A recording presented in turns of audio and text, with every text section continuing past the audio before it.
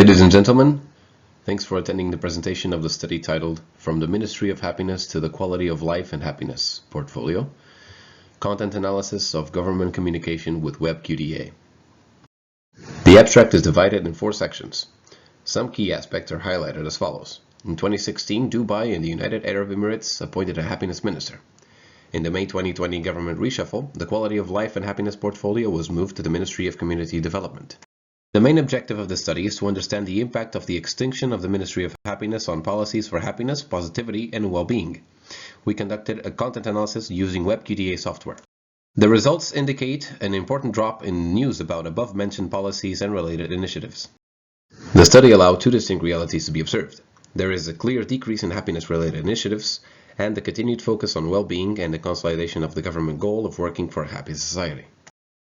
This study was divided in 5 chapters. From the first chapter, we underline the following sentences. One of the most important aspects of the development of the Emirates is innovation at the political level, including the creation of unusual ministries such as the Ministry of Happiness. We study the phenomenon of happiness as a government policy in Dubai and the United Arab Emirates since 2014. In this paper, we analyze the status of the happiness portfolio. We conducted a qualitative study using the technique of content analysis. We use WebQDA as a supporting tool to ensure accurate results. On the theoretical framework, the study focused on government communication and happiness and well-being growing audience. Regarding government communication, it is important to note that public and especially government communication is very complex in terms of goals, needs, target groups, definition, and resources compared to the corporate sector. Government communication is a central feature of political life and goes hand in hand with professionalization. As far as happiness, research is raising new questions that are attracting the attention of a growing public audience. For instance, the European Union is calling on its member countries to put well-being at the heart of policy making. For the future, the prospects for happiness will depend on a whole range of factors. But an important contribution will come from improvements in the science of happiness. Qualitative research generally involves data in form of words rather than numbers. Literature highlights several definitions of qualitative research, out of which we selected 3. In terms of content analysis, we note that usually has 2 main disadvantages. It can be extremely time-consuming and is subject to an increased margin of error, especially when relational analysis is used to achieve a higher level of interpretation.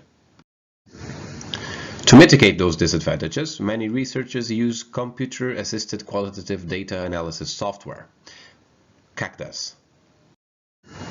It is important to mention that qualitative data analysis tools act as aids to help researchers keep their data organized and make their analysis process more efficient. Chapter 4 is dedicated to data collection, analysis, and results. The main aspects of the work are for data collection. We use the Internet Corpus Latente. From the list, out of 33 headlines, the word happiness is mentioned in only 13. Since April, we could only find 1 headline containing the word happiness. The most frequently occurring words are development, social, community, and Emirates. Interestingly, the word happiness is used only 2 times.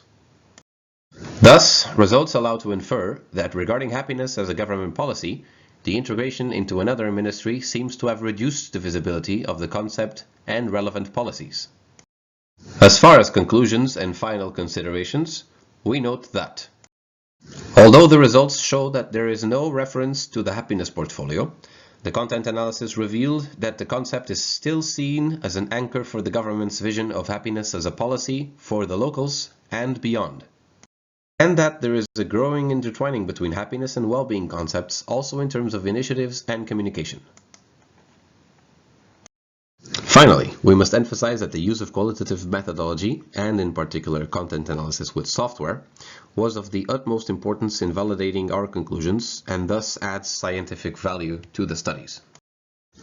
Thank you. Obrigado. This will be uploaded on YouTube after the Congress.